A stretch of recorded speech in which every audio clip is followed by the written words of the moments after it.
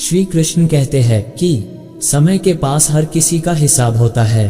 आपके साथ कोई गलत करके ये सोच लेता है कि मुझे रोकने वाला कौन है, तो ये उसकी जीवन की सबसे बड़ी भूल है।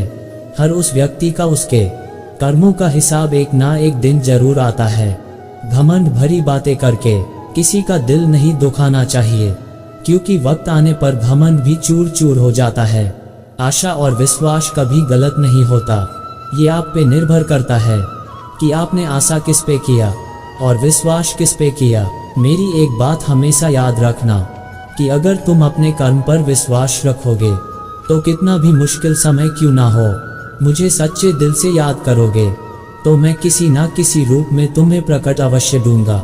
चाहो तो तुम अपनी विचारों से ऊंचाइयां भी छू सकते हो और चाहो तो खुद को नीचे भी गिरा सकते हो।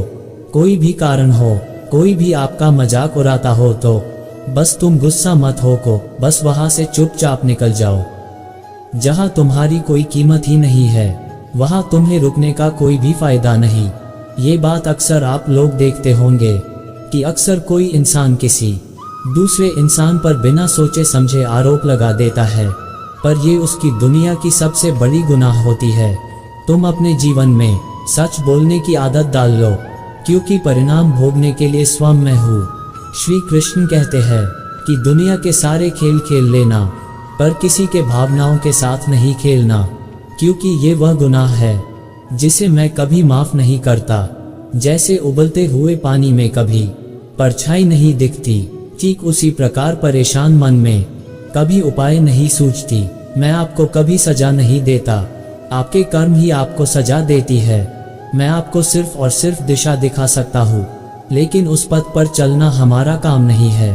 जो ज्ञानी होता है उसे समझाया जा सकता है, और जो अज्ञानी होता है उसे भी समझाया जा सकता है, लेकिन जो अभिमानी और घमंडी होता है उसे कोई नहीं समझा सकता है। ये आप पे निर्भर करता है। श्री कृष्ण कहते हैं कि आपकी मानवता उसी वक्त नष्ट हो जाती है जब आप किसी के दुखी वक्त में उसका मजाक उड़ाते हो।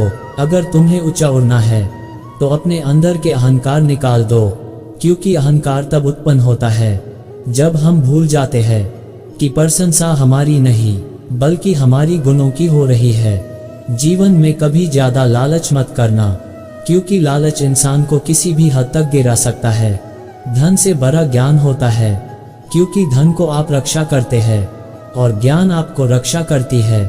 जब सुखी हो तो ईश्वर को कभी मत भूलना, और जब दुखी हो तो ईश्वर पर भरोसा रखना।